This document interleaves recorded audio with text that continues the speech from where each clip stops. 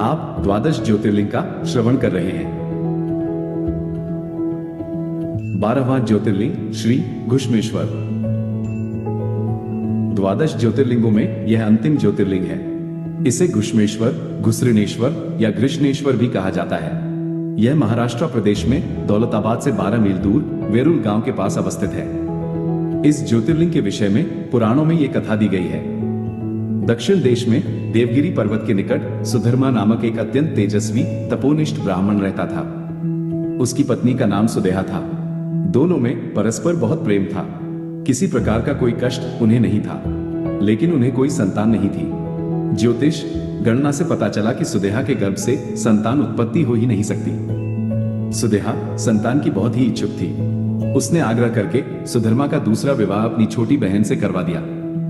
पहले तो ब्राह्मण देवता को यह बात नहीं जची, लेकिन अंत में उन्हें पत्नी की जिद के आगे झुकना ही पड़ा।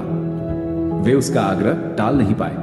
वे अपनी पत्नी की छोटी बहन घुष्मा को ब्याह कर घर ले आए। घुष्मा अत्यंत विनीत और सदाचारिणी स्त्री थी।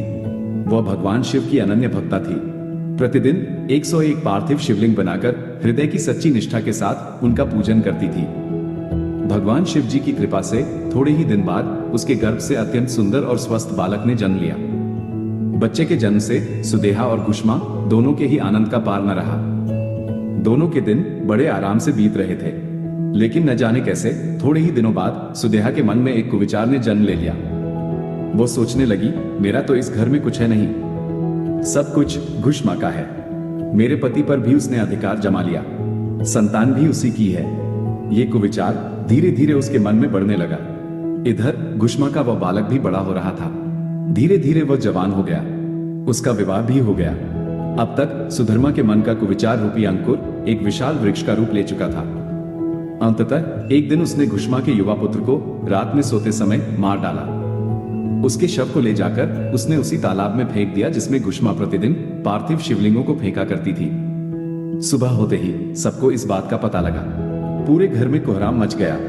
सुधर्मा और उसकी पुत्रवधू दोनों सिर पीटकर फूट फूट कर रोने लगे। लेकिन घुष्मा नित्य की भांति भगवान शिव की आराधना में तल्लीन रही, जैसे कुछ हुआ ही ना हो। पूजा समाप्त करने के बाद वह पार्थिव शिवलिंगों को तालाब में छोड़ने के लिए चल पड़ी। जब वह तालाब से लौटने लगी, उसी समय उसका प्यारा लाल तालाब के भीतर से निकलकर आता हुआ दिखलाई पड़ा।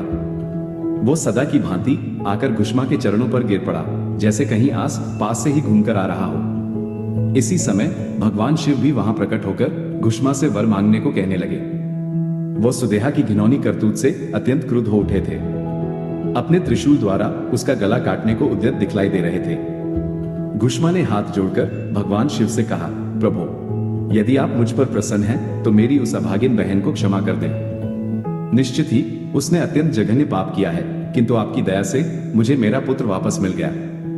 अब आप उसे क्षमा करें। और प्रभु, मेरी एक प्रार्थना और है, लोक कल्याण के लिए आप इस स्थान पर सदा सर्वदा के लिए निवास करें। भगवान शिव ने उसकी ये दोनों बातें स्वीकार कर ली। ज्योतिर्लिंग के रूप में प्रकट होकर वह वहीं निवास करने लगे। सती शिवभक्ता घुष्मा के आराध्य होने के कारण वे यहाँ घुश्मेश्वर महादेव के नाम से विख्यात हुए। घुश्मेश्वर ज्योतिर्लिंग की महिमा पुराणों में बहुत विस्तार से वर्णित की गई है। इनका दर्शन लोक परलोक दोनों के लिए अमोघ फलदायी है।